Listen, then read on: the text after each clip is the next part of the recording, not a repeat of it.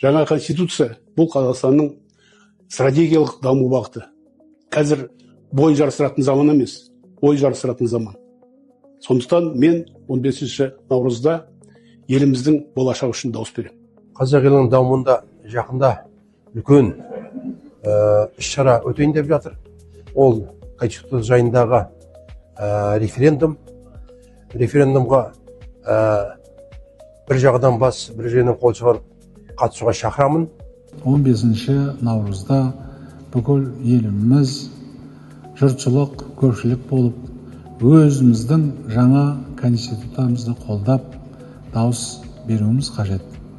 Баршаңызды алдағы жалпы ұлттық референдумда жаңа конституцияны қолдауға шақырамын. 15 наурызда дауыс беріңіздер референдумға. Әр дауыс керек бізге.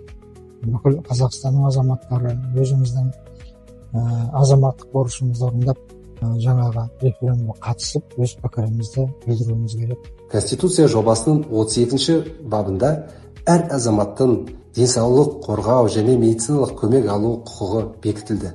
Сонымен қатар алғашқы рет білім, ғылым және инновацияға айрықша көңіл бөлініп отыр.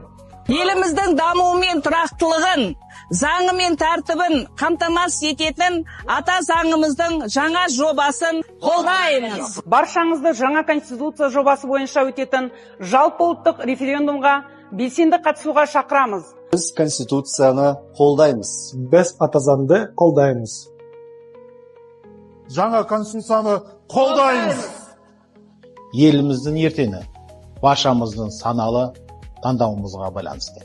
Жаңа конституция Қазақстанның берік тұғыры, ел бірлігін нығайтуға арналған. Әр қайсымыз өз болашағымыздың инженеріміз.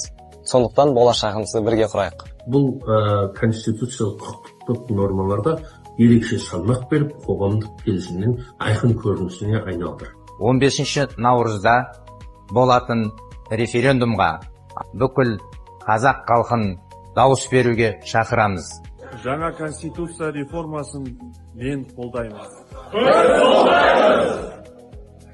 15 наурыз күні мен жаңа конституцияны қолдаймын және референдумға барамын. Әр азамат референдумға барып өзінің оң таңдауын жасау керек деп ойлаймын. Себебі бұл біздің ортақ жауапкершілігіміз және еліміздің болашағы.